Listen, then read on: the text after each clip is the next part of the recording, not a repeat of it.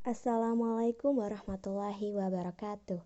Perkenalkan, kami dari kelompok 3 sesi kedua jurusan Hukum Ekonomi Syariah kelas B dengan anggota Ahmad Mimbaruddin, Sri Dewi Putri Oktaviani, dan Helmina Kuroh akan mempresentasikan mengenai hukum tata negara. Assalamualaikum warahmatullahi wabarakatuh. Perkenalkan, nama saya Sri Dewi Putri Oktaviani dengan NIM 2002021110062 dari kelas B jurusan Hukum Ekonomi Syariah.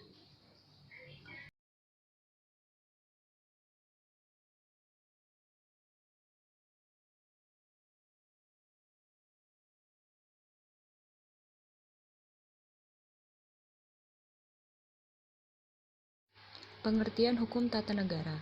Hukum tata negara pada dasarnya adalah hukum yang mengatur organisasi kekuasaan suatu negara beserta segala aspek yang berkaitan dengan organisasi negara tersebut.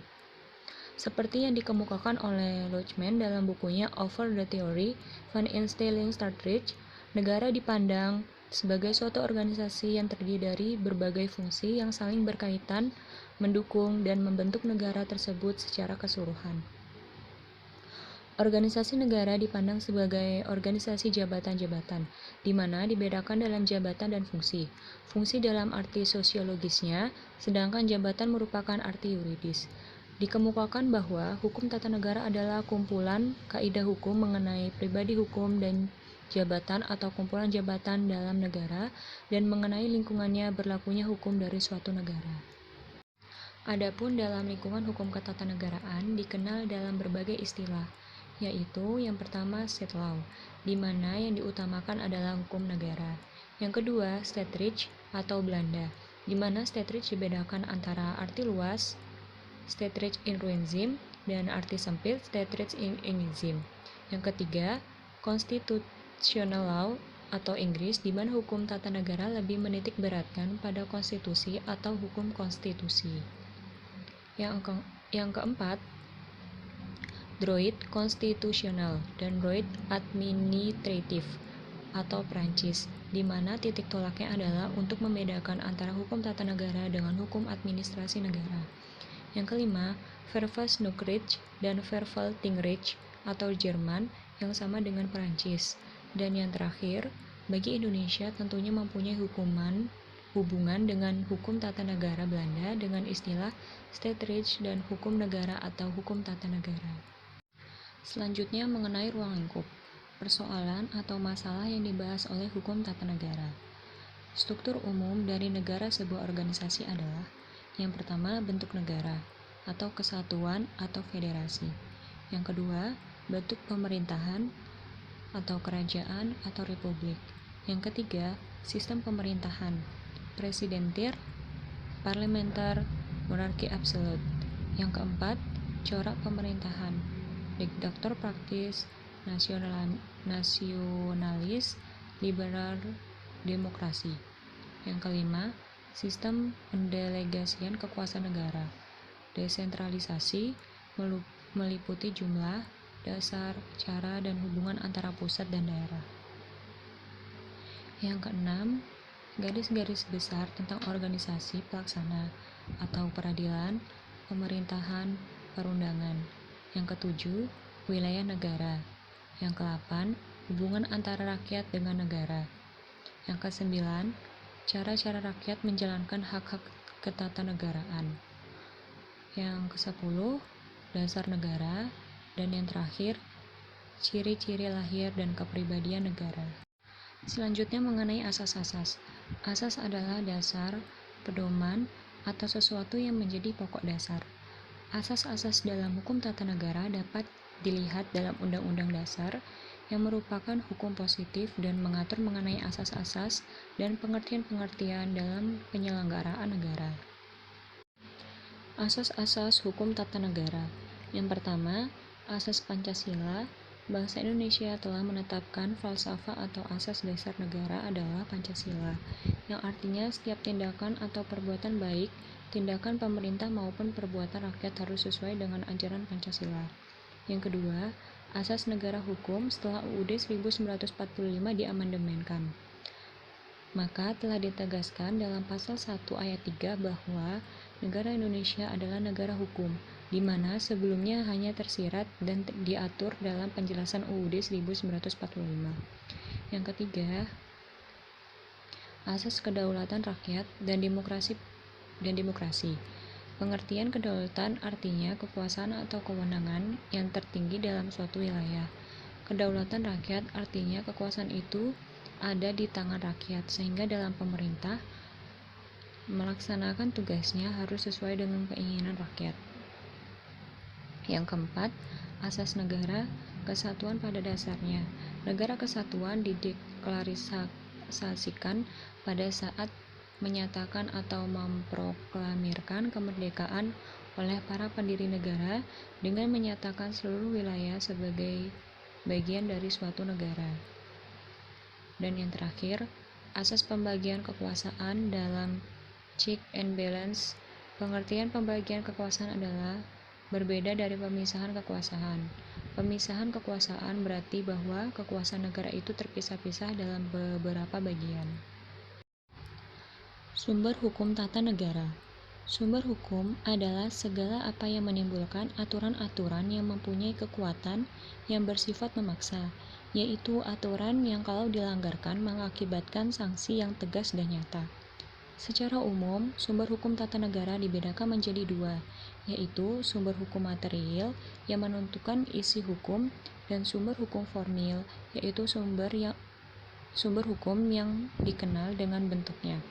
Adapun sumber hukum formil meliputi yang pertama, UUD dan peraturan perundang-undangan tertulis.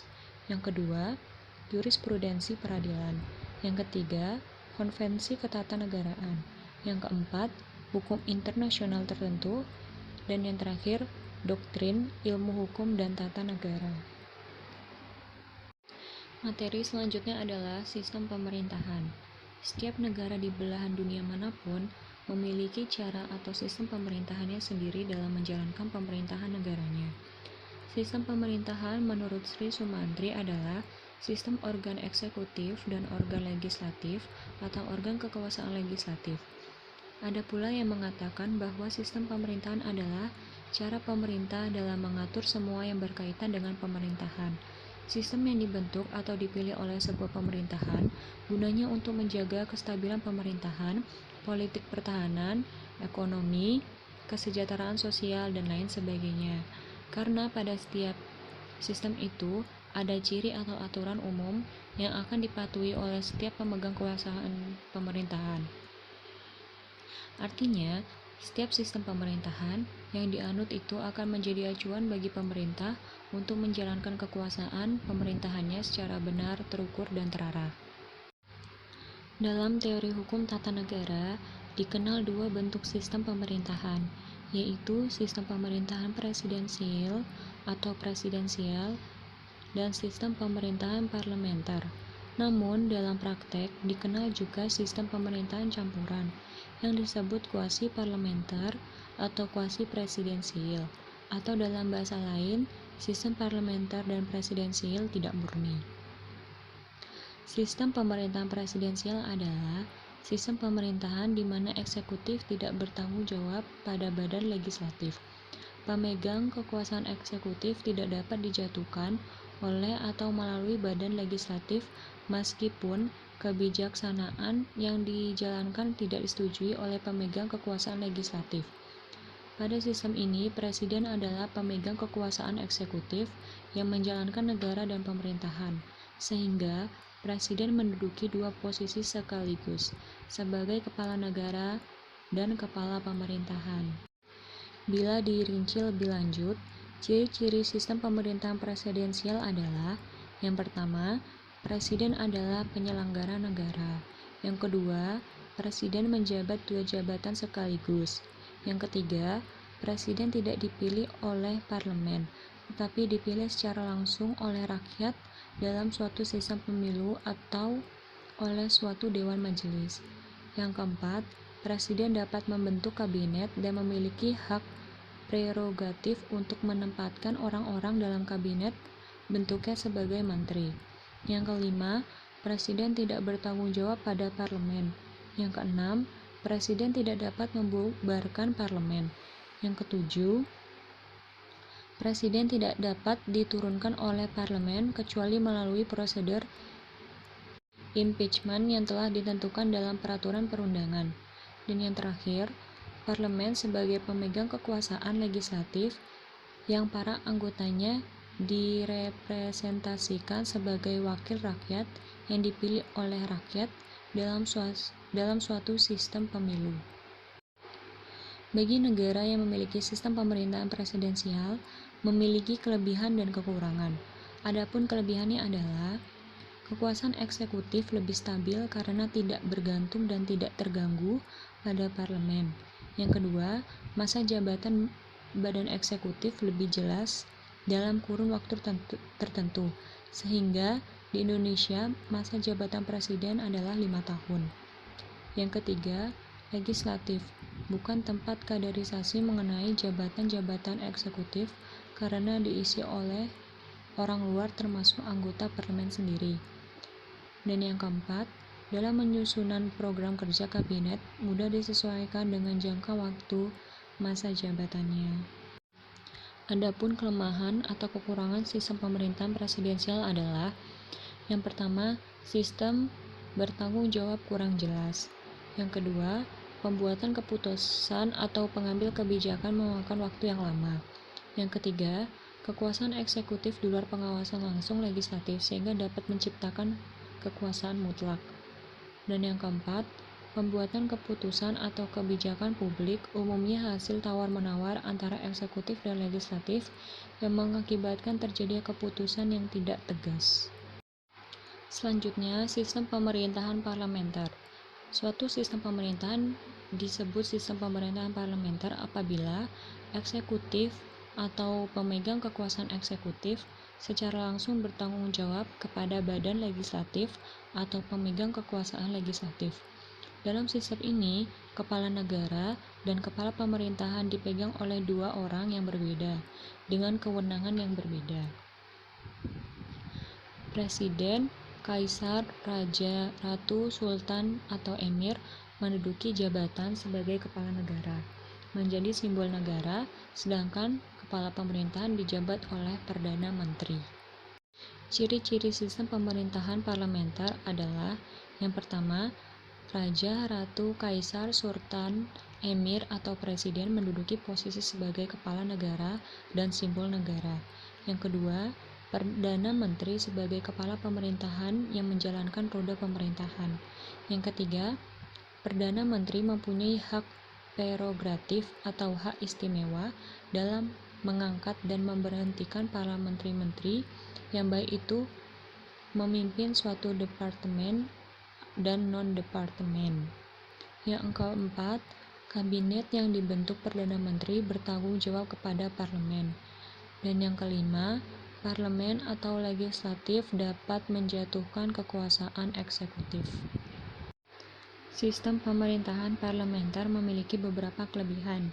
Di antaranya, pertama, dalam membuat kebijakan atau keputusan dalam ditangani secara tepat karena adanya kemudahan penyesuaian pendapat antara eksekutif dan legislatif.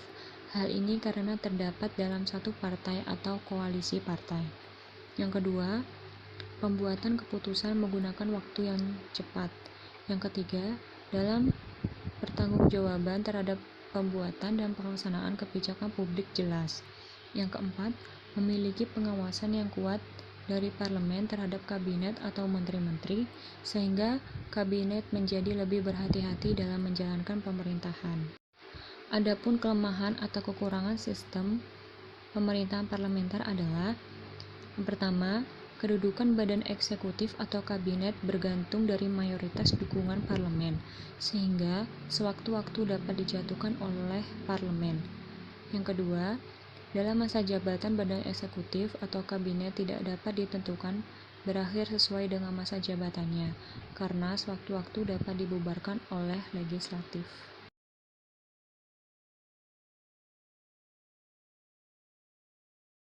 Assalamualaikum warahmatullahi wabarakatuh. Perkenalkan, nama saya Ahmad Imbuddin Asadillah dengan NIM 20020211061, Prodi Hukum Ekonomi Syariah.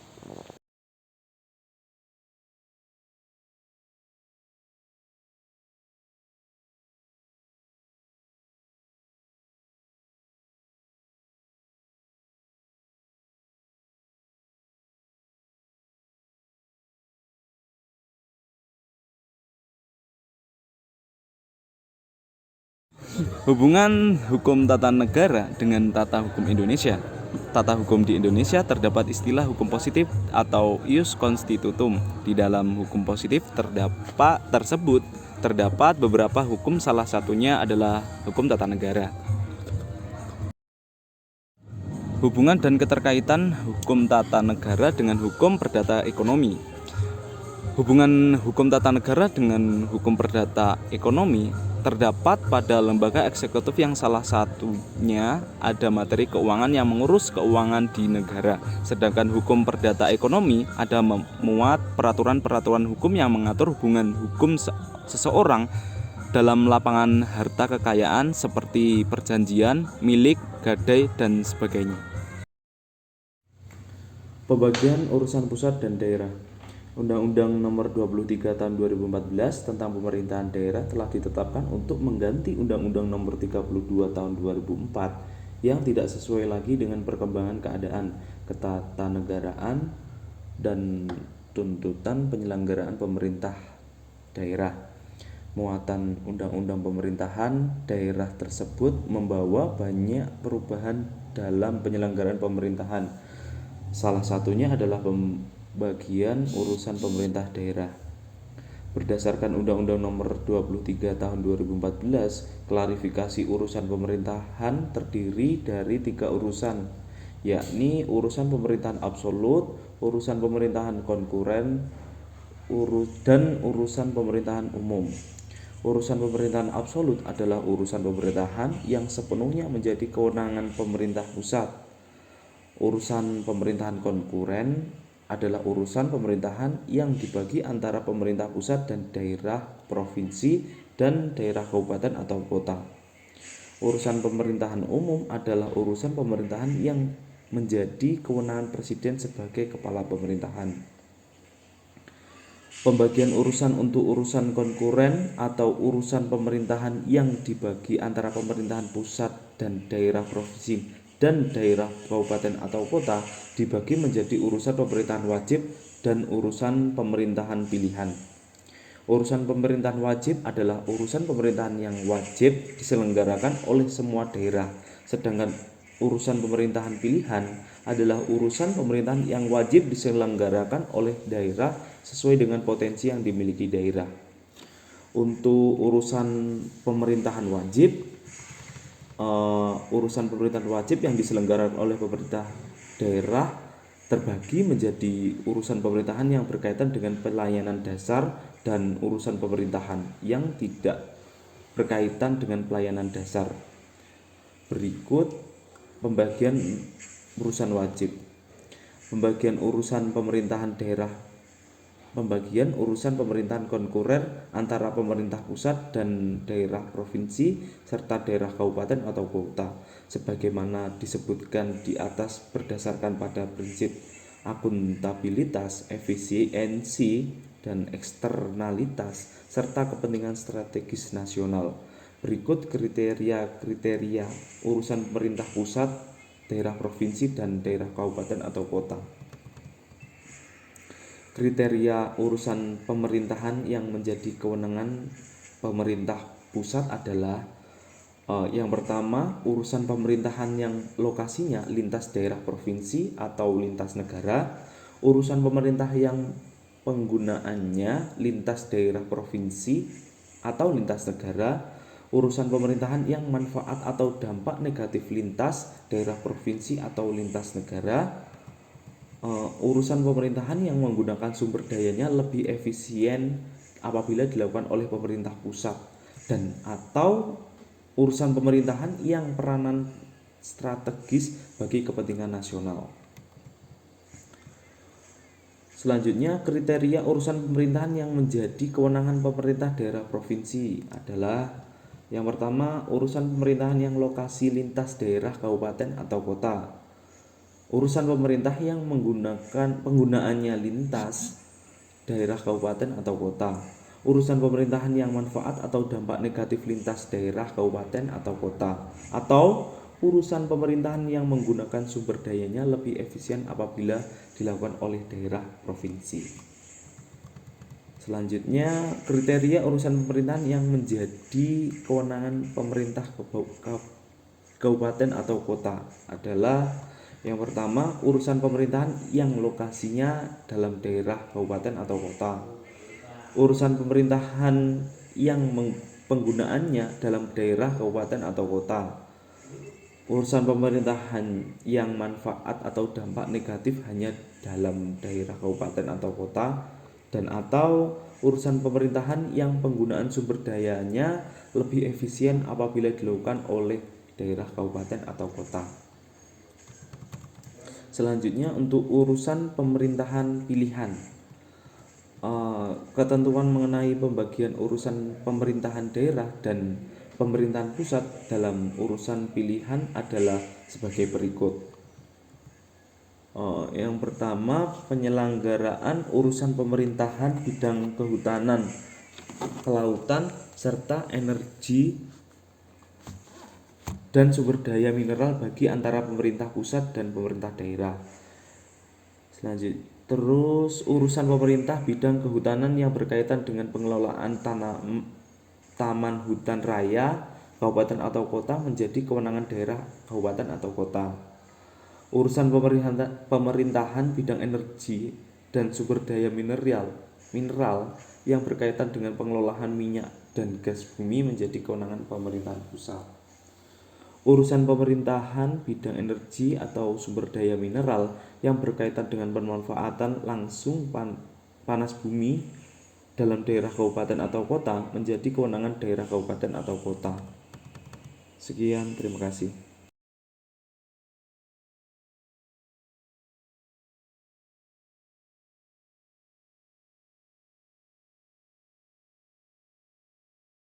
Bismillahirrahmanirrahim. Assalamualaikum warahmatullahi wabarakatuh. Perkenalkan, nama saya Helminda Qura Al-Ayun dengan NIM 2002021100063 dari kelas B Hukum Ekonomi Syariah. Terima kasih.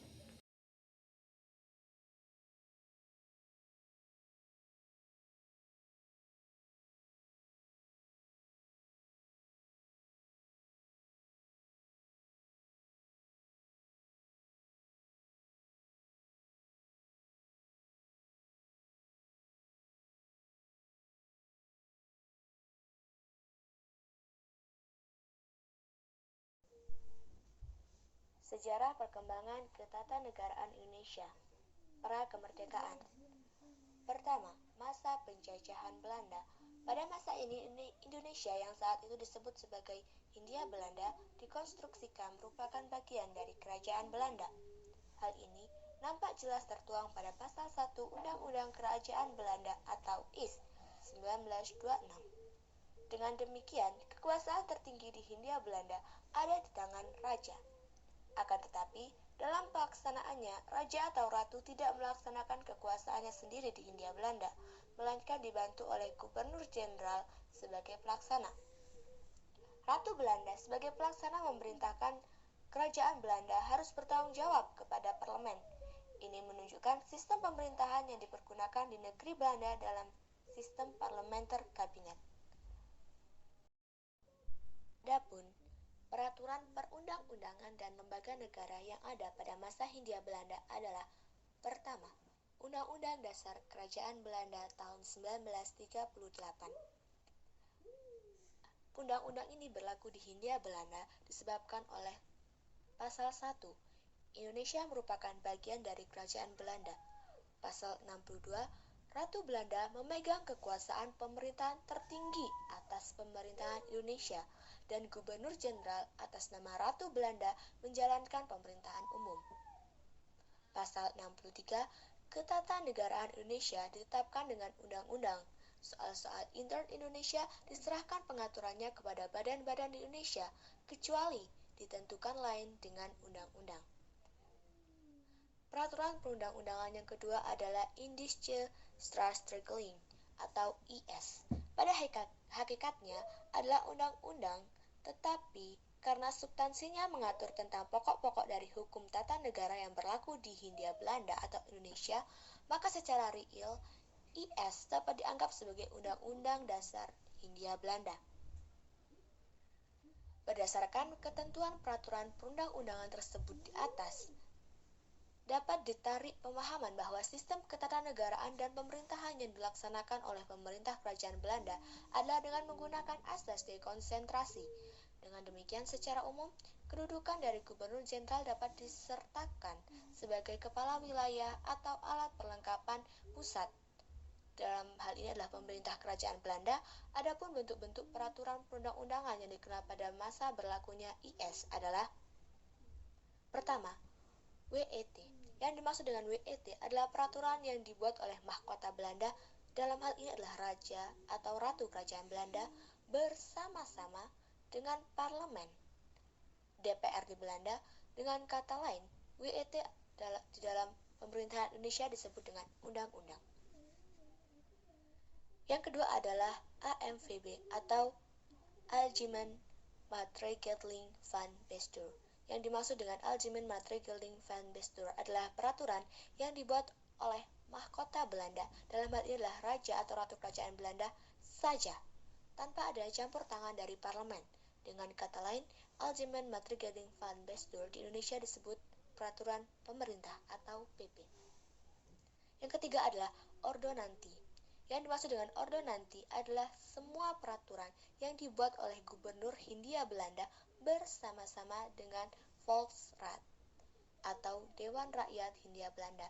Ordonansi sejajar dengan peraturan daerah atau perda di dalam pemerintahan Indonesia saat ini. Yang keempat adalah RV atau Regeringsverordening. Regeringsverordening adalah semua peraturan yang dibuat oleh Gubernur Hindia Belanda tanpa adanya campur tangan Volksraad. Regeringsverordening setara dengan keputusan gubernur. Keempat peraturan perundang-undangan ini disebut Algemeen Verordening, peraturan umum. Di samping itu juga dikenal adanya Local Verordening, peraturan lokal, yang dibentuk oleh pejabat berwenang di tingkat lokal seperti gubernur, bupati, wedana, dan camat. Pada masa Hindia Belanda ini, sistem pemerintahan yang dilaksanakan adalah sentralistik.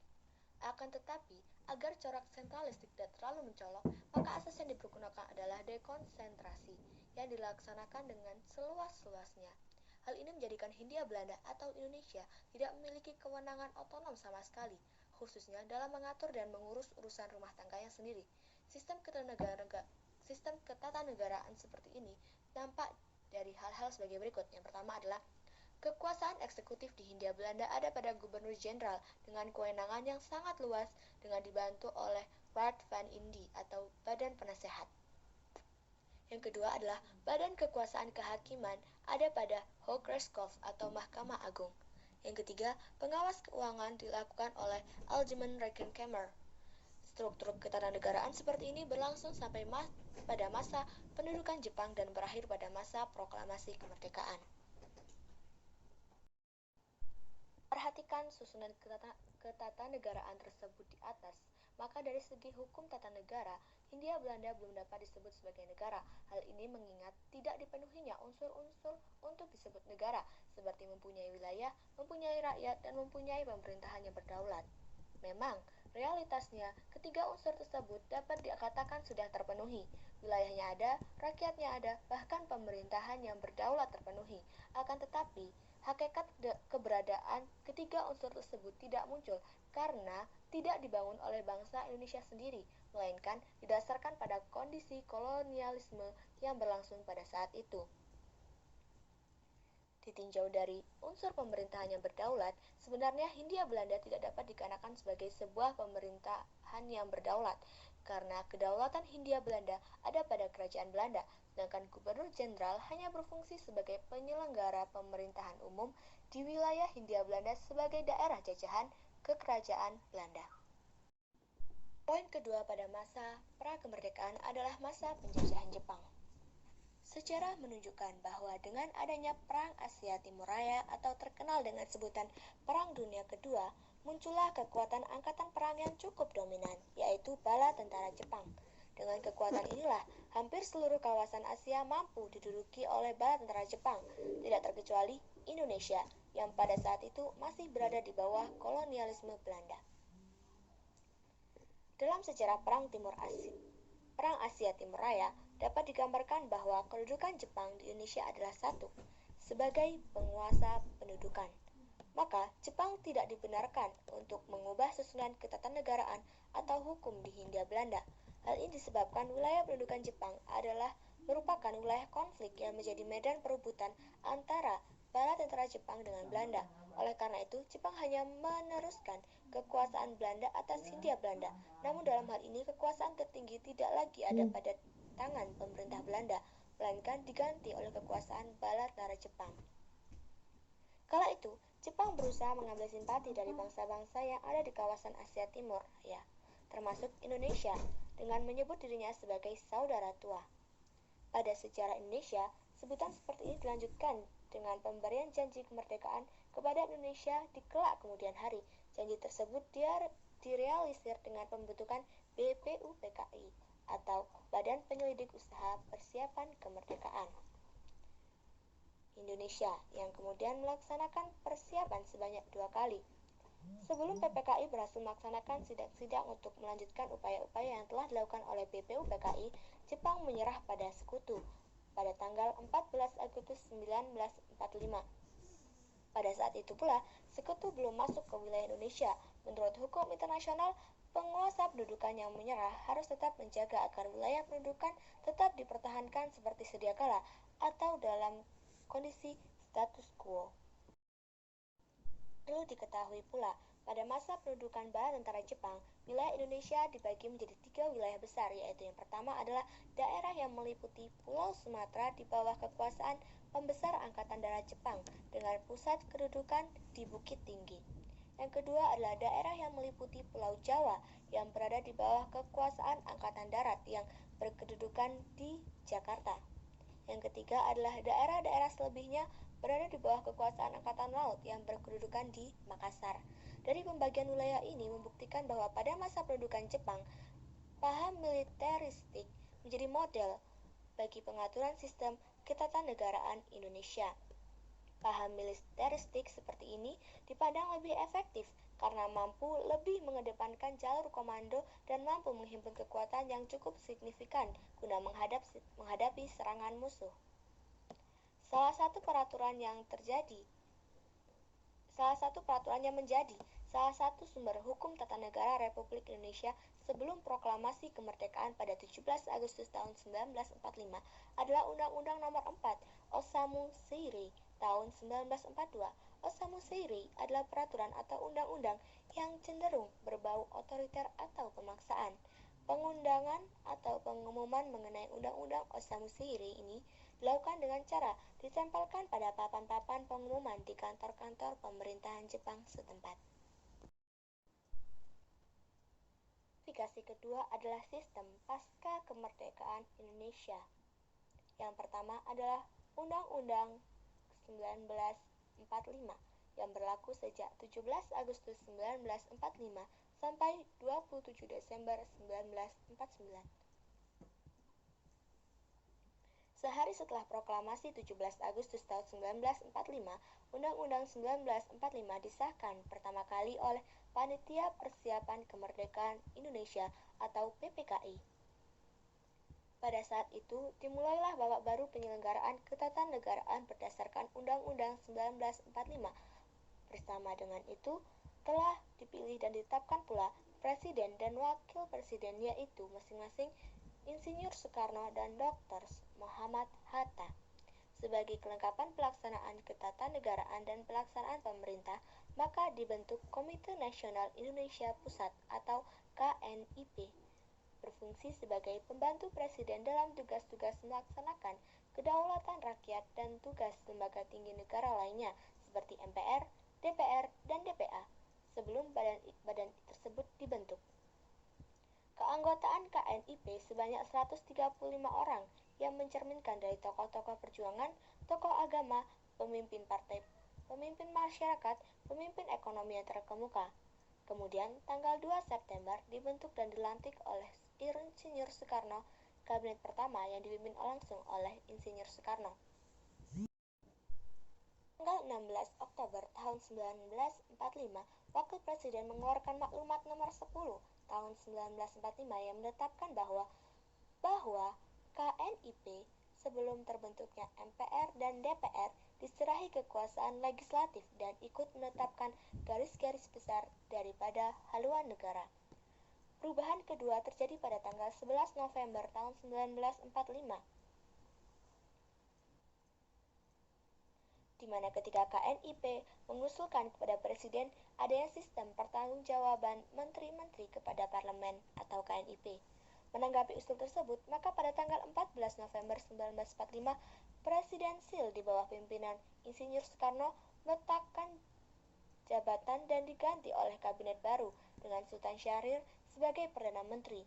Dan mulai saat itu, kekuasaan eksekutif telah bergeser dari Presiden kepada Perdana Menteri. Pada periode ini, pemerintahan Indonesia juga mengalami tragedi luar biasa karena Belanda melakukan agresi pertama tanggal 27 Juli tahun 1947 dan disusul dengan agresi kedua pada tanggal 19 Desember tahun 1948, dan ibu kota negara terpaksa harus pindah ke Yogyakarta. Di samping itu, PKI juga melakukan pemberontakan di Madiun pada tanggal 18 September tahun 1948. Yang berikutnya adalah Konstitusi RIS atau Republik Indonesia Serikat yang berlaku pada 27 Desember tahun 1949 hingga 17 Agustus tahun 1950.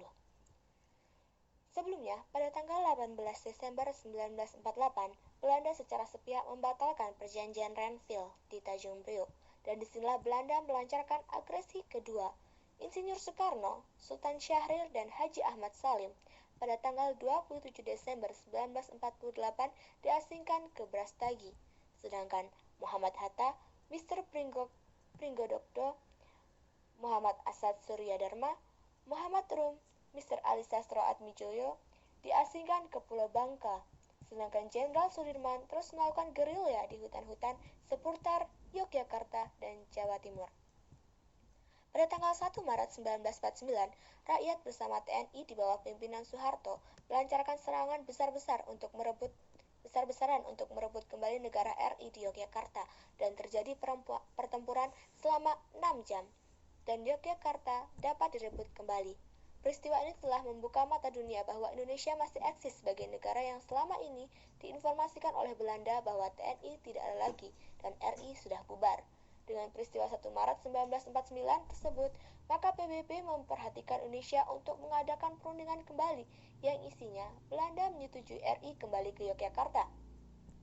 Setelah pada tokoh RI kembali dari perasingan, maka pada tanggal 16 Desember 1949 diadakan pemilihan presiden yang pertama, RIS, oleh negara bagian, dan Soekarno terpilih sebagai Presiden RIS.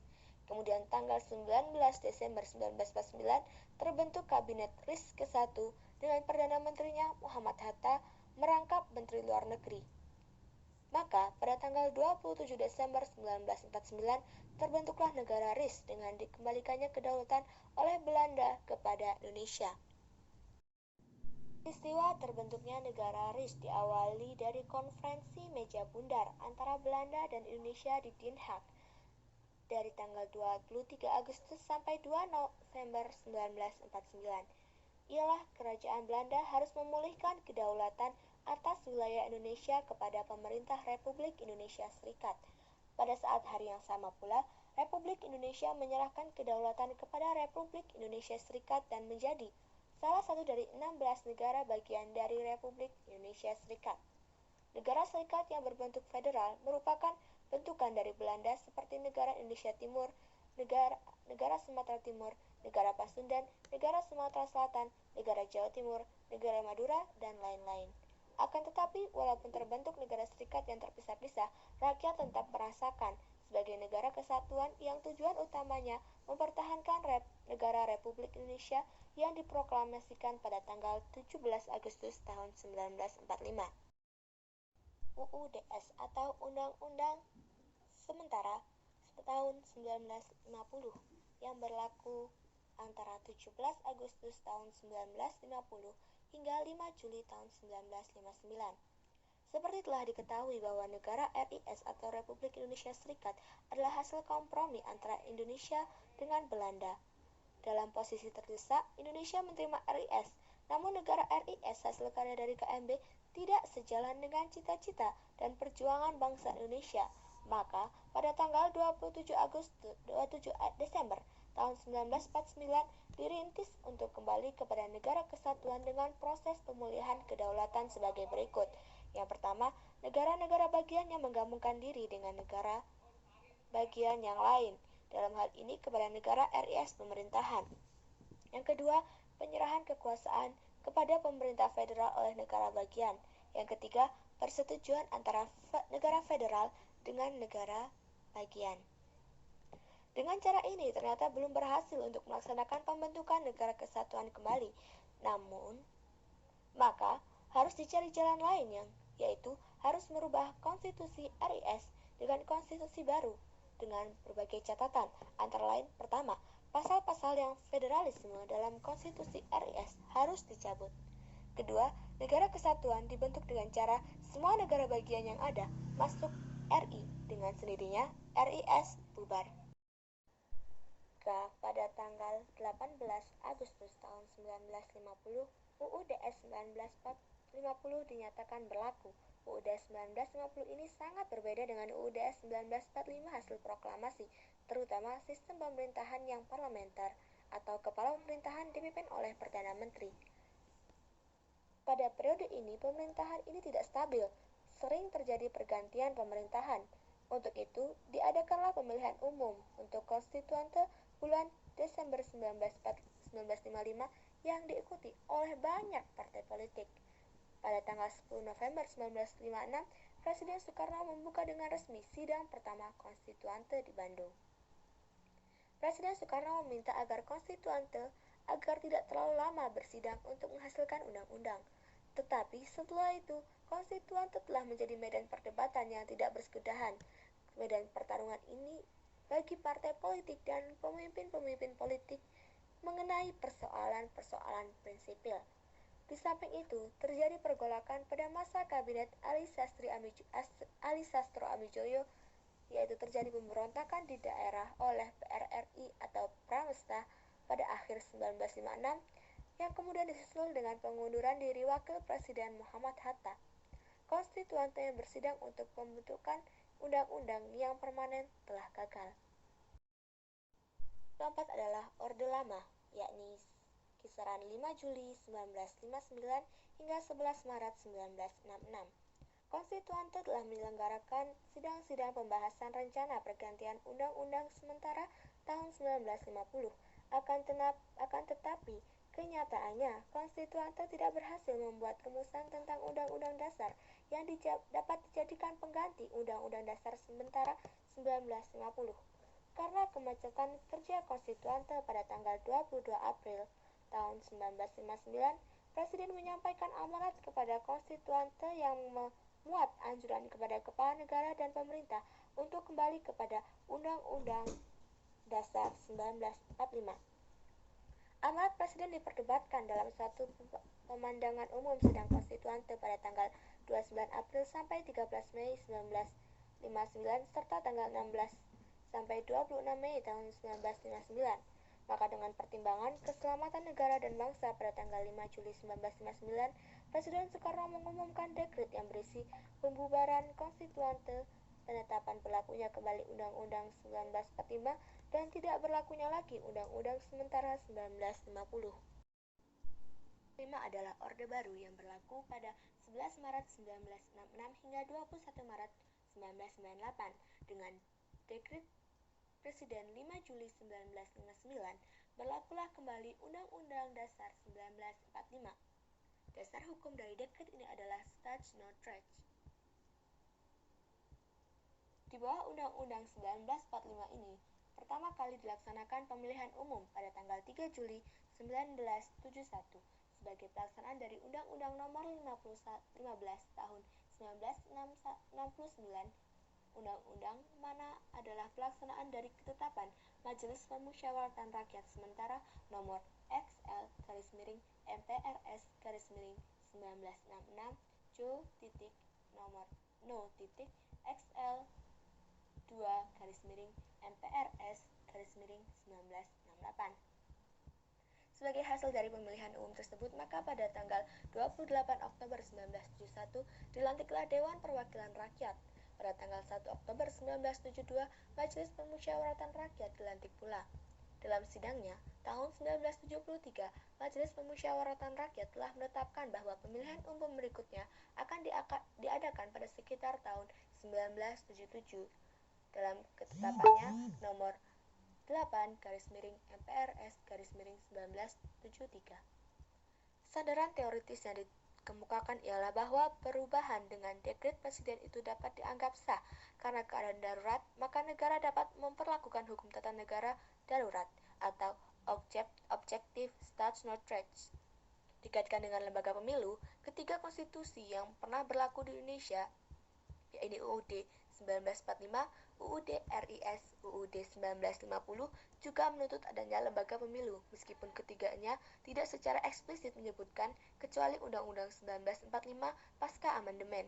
Tapi dapat dikatakan undang-undang itu secara implisit memuat adanya pemilu, sebab aparatur negara yang demokratis yang harus dilembagakan menurut undang-undang tersebut secara konstitusional memang menuntut adanya lembaga pemilu.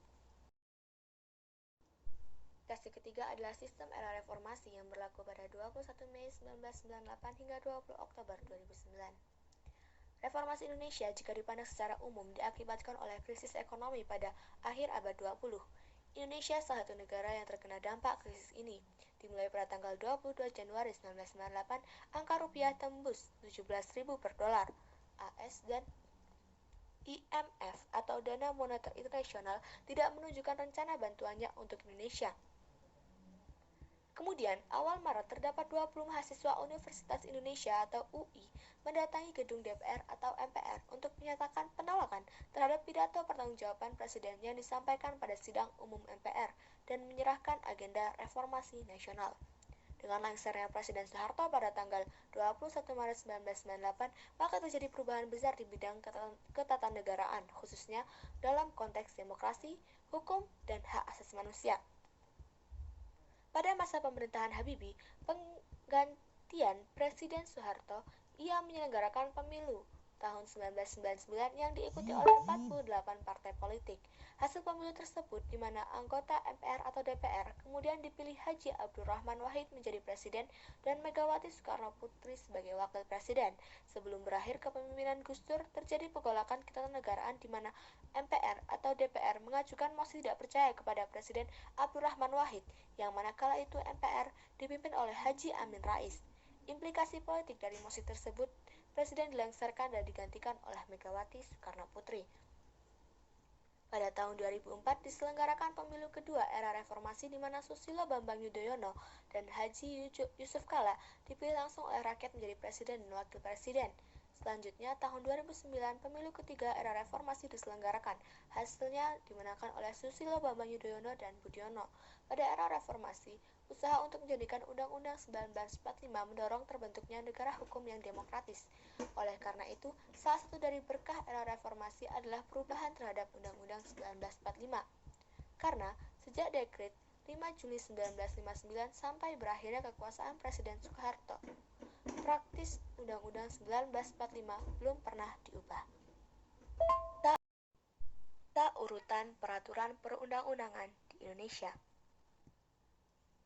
Selama sejarah, perkembangan tata peraturan perundang-undangan beberapa kali berubah. Yang pertama adalah TAP MPRS nomor 20/MPRS tahun 1996 tentang Memorandum DPR GR mengenai sumber tertib hukum Republik Indonesia dan tata urutan perundang-undangan Republik Indonesia.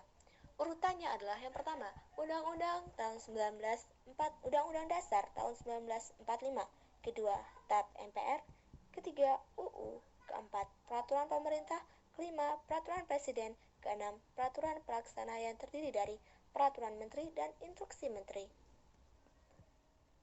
TAP MPR ini sudah tidak berlaku. Yang kedua adalah TAP MPR nomor 3 MPR_MPR_2000 tentang sumber hukum dan tata urutan peraturan undang-undang.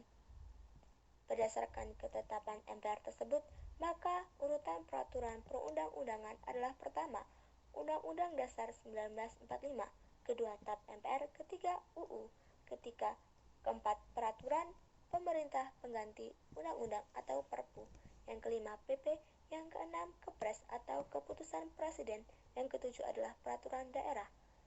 Ketentuan dalam TAP MPR ini juga sudah tidak berlaku.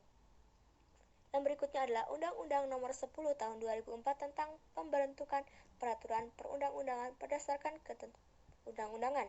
Berdasarkan ketentuan ini, jenis dan hierarki peraturan perundang-undangan Republik Indonesia adalah pertama, Undang-Undang Dasar Negara Republik Indonesia tahun 1945. Yang kedua adalah UU atau Perpu. Yang ketiga adalah peraturan pemerintah, yang keempat peraturan presiden, yang kelima peraturan daerah. Ketentuan dalam undang-undang ini juga sudah tidak berlaku. Berikutnya adalah yang terakhir adalah Undang-Undang Nomor 12 Tahun 2011 tentang pembentukan peraturan perundang-undangan.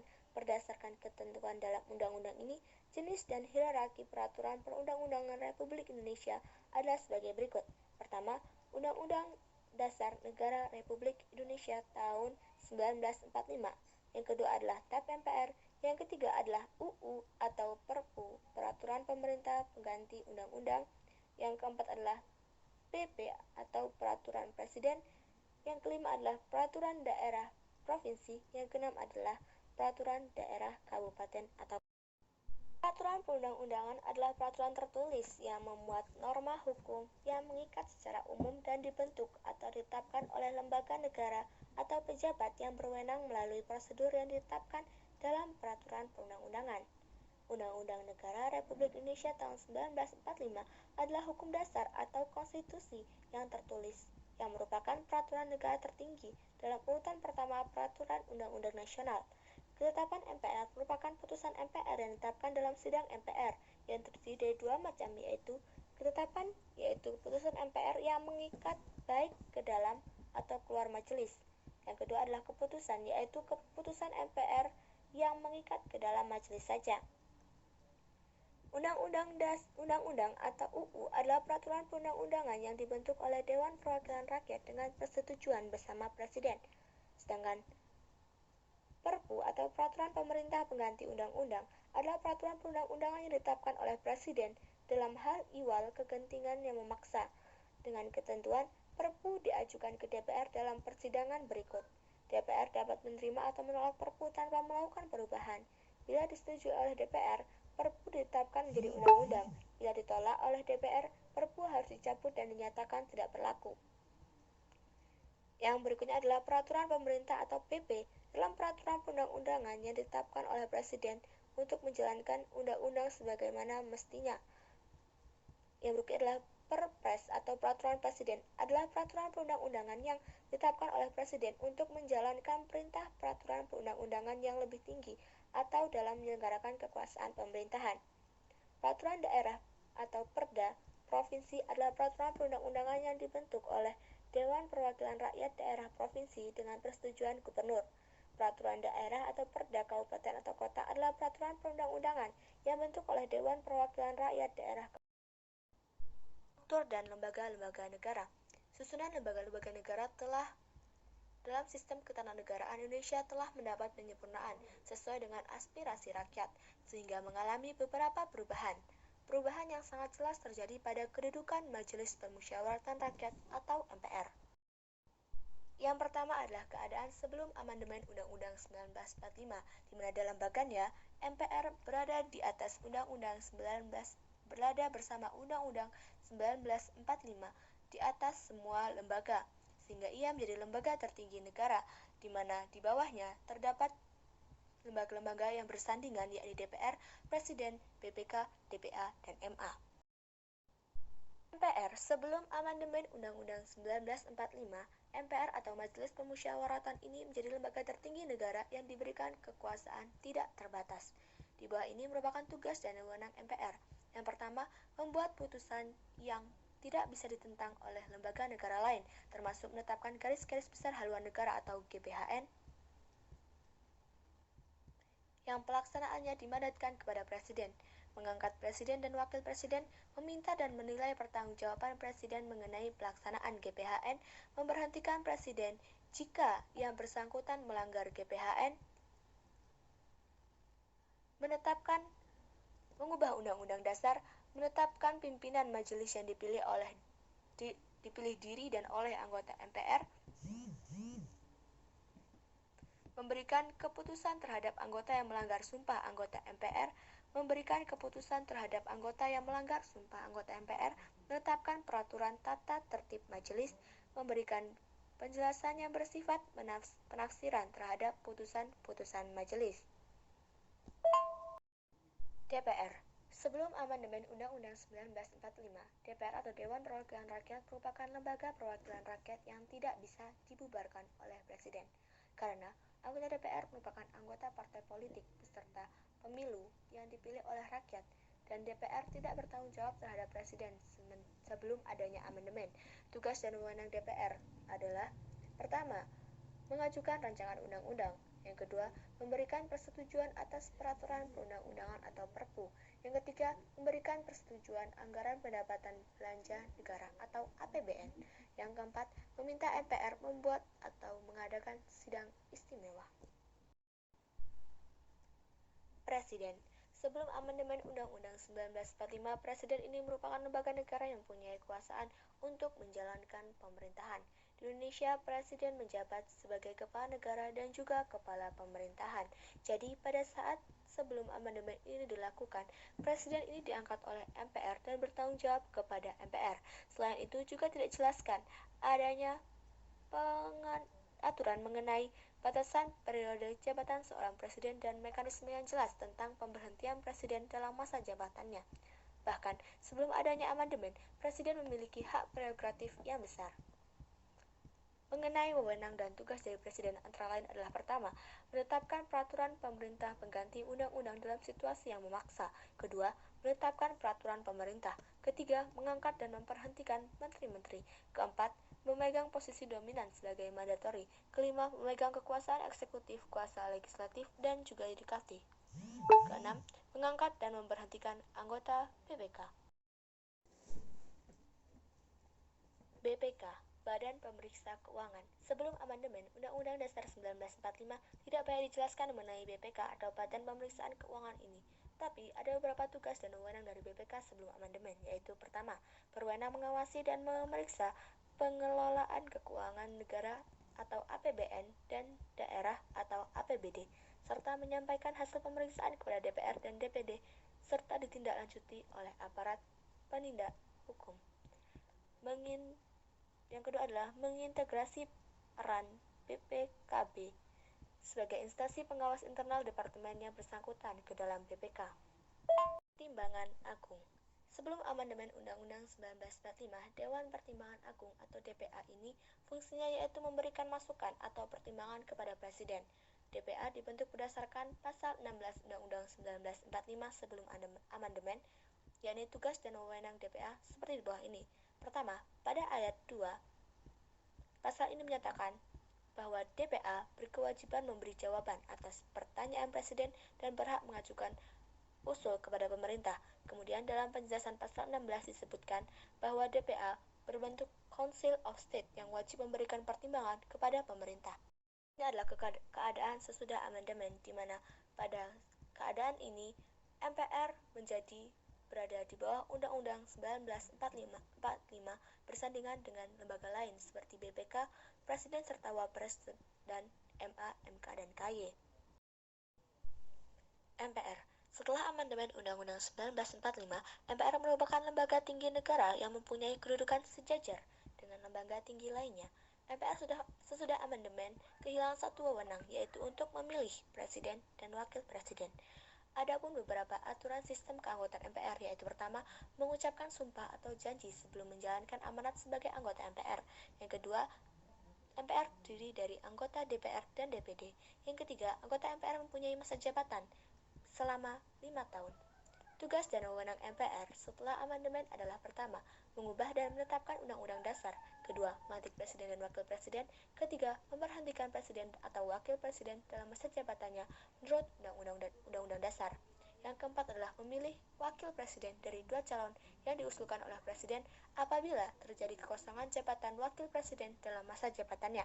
Yang kelima, memilih presiden dan wakil presiden apabila keduanya berhenti secara bersamaan dalam masa jabatannya dari 2 pasangan calon presiden dan calon wakil presiden yang diusulkan oleh partai politik atau gabungan partai politik yang pasangan calon presiden dan calon wakil presidennya meraih suara terbanyak pertama dari kedua dalam pemilihan umum sebelumnya sampai berakhir masa jabatannya. Setelah amandemen, MPR diharuskan untuk melakukan sidang paling tidak 5 tahun sekali. Sidang MPR yang dinyatakan sah seperti pertama, untuk memberhentikan presiden, harus didapat suara setidaknya 2/3 dengan minimum kehadiran anggota dalam sidang sebanyak 3/4 dari total jumlah anggota MPR. Yang kedua, dalam mengamandemen dan menetapkan undang-undang, suara yang dicapai harus 2/3 dari total suara MPR.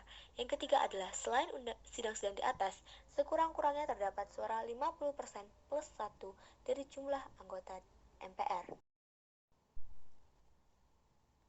DPR. Setelah amandemen Undang-Undang 1945, DPR semakin diperkuat keberadaannya saat ini, karena sekarang DPR mempunyai wewenang untuk membentuk undang-undang. Wewenang tersebut dengan adanya amandemen yang baru merupakan wewenang yang dimiliki oleh Presiden. Di bawah ini ada beberapa tugas dan wewenang serta fungsi dari DPR. Pertama, membentuk undang-undang yang dibahas dengan Presiden untuk mendapatkan persetujuan bersama. Yang kedua, membahas dan memberikan persetujuan peraturan pemerintah pengganti undang-undang. Yang ketiga adalah menerima dan membahas usulan rancangan undang-undang atau RUU yang diajukan DPD yang berkaitan dengan bidang tertentu dan menginstruksikannya dalam pembahasan. Yang keempat, menetapkan APBN bersama Presiden dengan memperhatikan pertimbangan DPD. Yang kelima, melaksanakan pengawasan terhadap pelaksanaan undang-undang APBN dan juga kebijakan pemerintah. Yang keenam, memberikan persetujuan kepada Presiden untuk menyatakan perang, memutus perdamaian dan perjanjian dengan negara lain. Yang ketujuh, menyerap, menghimpun, menampung, dan menindaklanjuti aspirasi masyarakat. Dalam menjalankan fungsinya, anggota DPR memiliki hak-hak seperti di bawah ini. Yang pertama adalah hak implementasi, yaitu merupakan hak untuk meminta keterangan kepada pemerintah. Yang kedua adalah hak angket, merupakan hak untuk menyelidiki pelaksanaan undang-undang dan kebijakan yang diperuntuk pemerintah. Yang ketiga adalah hak imunitas, merupakan hak kekebalan hukum. Anggota DPR tidak bisa dituntut karena pernyataan atau pertanyaan yang dikemukakan dalam rapat DPR selama hal tersebut tidak melanggar kode etik. Yang keempat, hak menyatakan pendapat. DPR berhak untuk berpendapat mengenai 1. Pelaksanaan hak angket dalam hal interpretasi. Yang kedua, dugaan jika Presiden dan Wakil Presiden melakukan pelanggaran hukum. Ketiga, kebijakan yang diambil oleh pemerintah tentang kejadian luar biasa baik di dalam maupun luar negeri. Berikutnya adalah Presiden. Setelah diberlakukan amandemen baru, sekarang rakyat bisa secara langsung memilih presidennya melalui pemilihan umum atau pemilu. Selain itu, sekarang Presiden juga tidak perlu lagi bertanggung jawab kepada MPR, karena posisi antara MPR dan Presiden saat ini sama tingginya. Masa jabatan Presiden dan Wakil Presiden adalah 5 tahun, dan sesudahnya, jika dipilih kembali untuk jabatan yang sama dalam masa jabatannya, dalam satu masa jabatan saja. Pasal 7 Undang-Undang 1945 hasil amandemen. Wewenang Presiden yang berubah setelah amandemen adalah pertama, Hakim Agung dipilih oleh Presiden berdasarkan pengakuan KY dan disetujui oleh DPR. Kedua, anggota BPK tidak lagi diangkat oleh Presiden. Saat ini Presiden cuma meresmikan anggota BPK yang dipilih oleh DPR dengan memperhatikan pertimbangan DPD. Wewenang yang dimiliki oleh Presiden setelah amandemen diantaranya adalah pertama, memegang kekuasaan pemerintah menurut undang-undang. Yang kedua, memegang kekuasaan tertinggi atas AD, Angkatan Darat, AL, Angkatan Laut, AU, Angkatan Udara.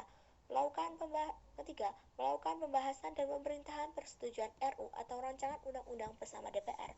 Yang keempat, mengesahkan RUU atau rancangan undang-undang menjadi UU atau undang-undang. Yang kelima, menetapkan peraturan pemerintah pengganti undang-undang dalam situasi yang memaksa. Yang keenam, menetapkan peraturan pemerintah. Yang ketujuh, mengangkat dan memberhentikan menteri-menteri. Yang kedelapan, menyatakan perang, menuntut perdamaian dan perjanjian dengan persetujuan DPR. Yang kesembilan, mengangkat duta dan konsul.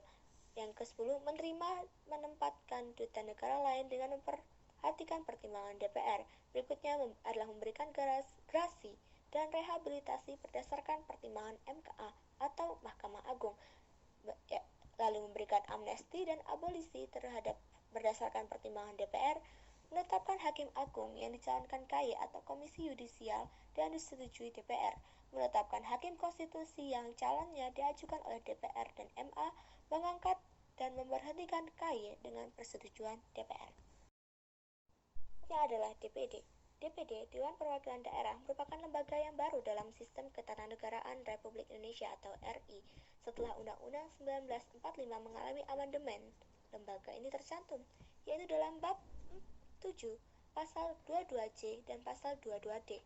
DPD merupakan langkah untuk menindakakomodir kepentingan daerah di tingkat nasional.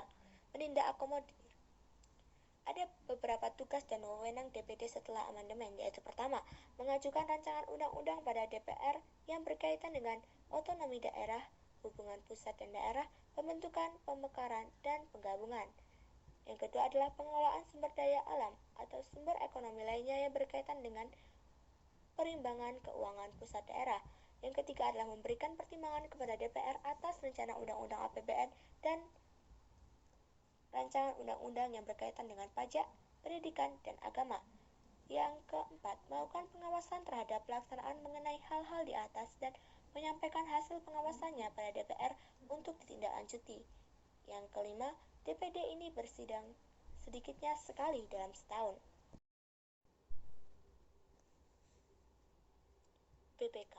BPK mempunyai tugas dan wewenang yang sangat strategis karena menyangkut aspek yang berkaitan dengan sumber dan penggunaan anggaran serta keuangan negara, yaitu pertama, memeriksa tanggung jawab keuangan negara dan memberitahukan hasil pemeriksaan kepada DPR, DPRD, dan DPD, memeriksa semua pelaksanaan APBN, dan ketiga, memeriksa tanggung jawab pemerintah tentang keuangan negara.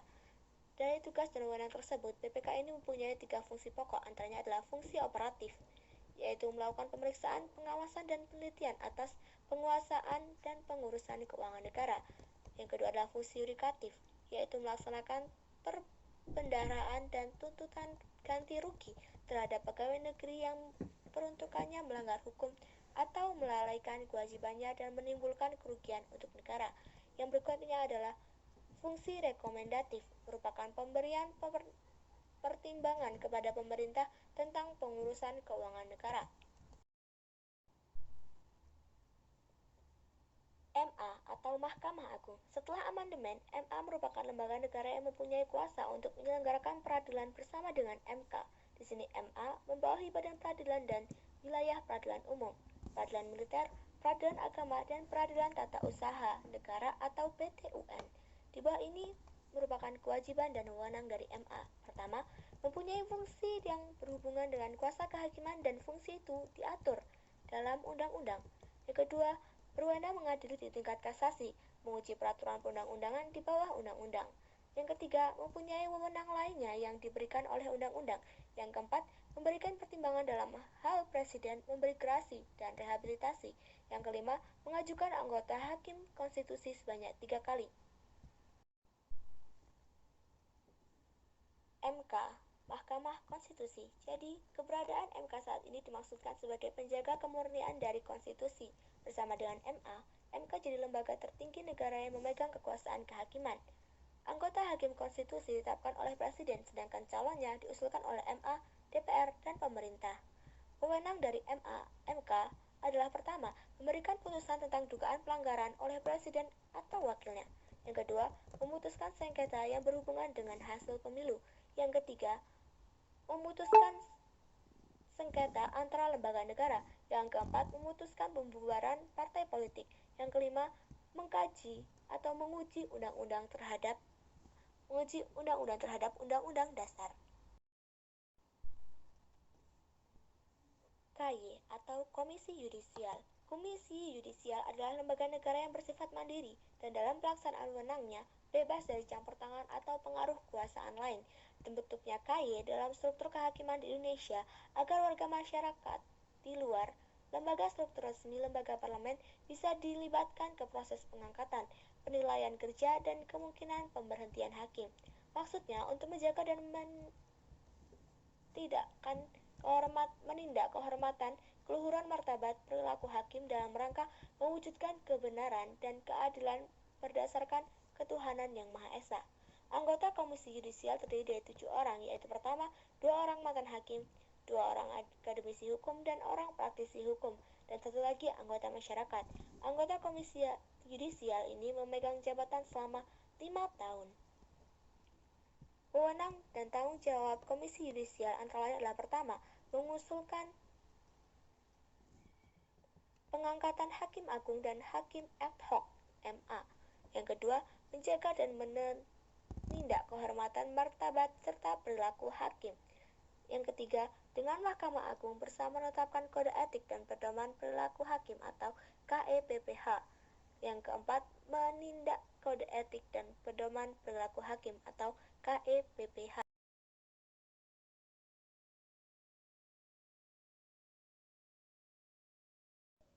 Baik, berakhir sudah materi dari kami. Kurang lebihnya mohon dimaafkan.